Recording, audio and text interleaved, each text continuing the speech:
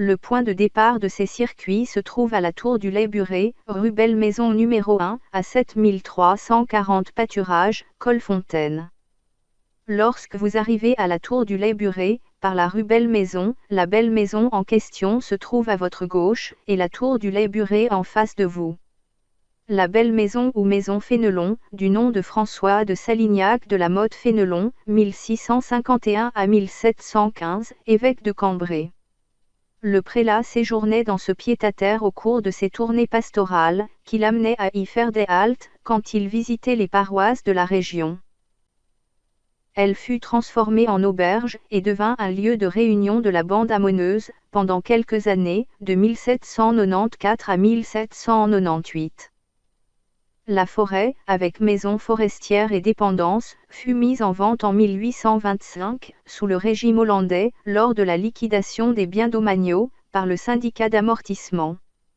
Ce domaine fut acheté par Henri-Joseph de Gorges, propriétaire du charbonnage du Grand Ornu, qui accueille aujourd'hui le Max, musée d'art contemporain.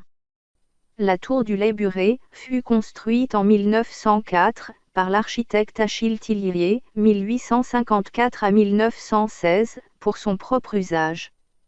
En 1955, on plaça un toit en chaume de forme conique, à la place de la plateforme, qui permettait entre autres d'observer la nature, voire de chasser.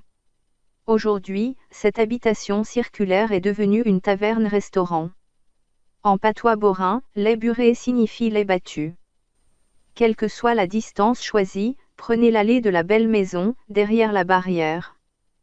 Continuez tout droit jusqu'au Rond-le-Grand.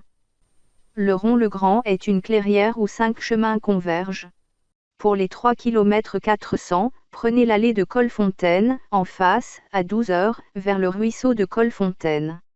Peu avant le début de la montée, prenez en oblique à droite, à 1h30, vers le ruisseau de Colfontaine. Remarque, les marcheurs qui effectuent la boucle de 6 km 500 arrivent d'en face. Suivez le ruisseau de Colfontaine. Ce tronçon peut être boueux à certains endroits, mais le contournement est toujours possible. Arrivé à ce remblai, en pierre concassée, prenez à droite. Continuez sur ce remblai. À hauteur de la clairière de la baraque à Ramon, obliquez à gauche vers le chemin plus étroit. Dans la clairière de la baraque à Ramon, qui se trouve sur votre droite, vous pourrez voir l'entrée d'une ancienne galerie minière, autrefois utilisée pour des essais d'explosifs, par l'Institut national des mines. Continuez tout droit, par ce chemin encaissé, jusqu'à la sortie du bois, à la rue Bois-l'Évêque, où les 3 circuits se rejoignent.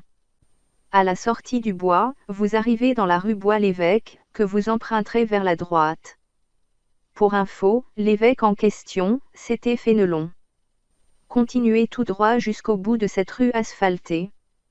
Au bout de la rue asphaltée, prenez le chemin à droite, à 3 h.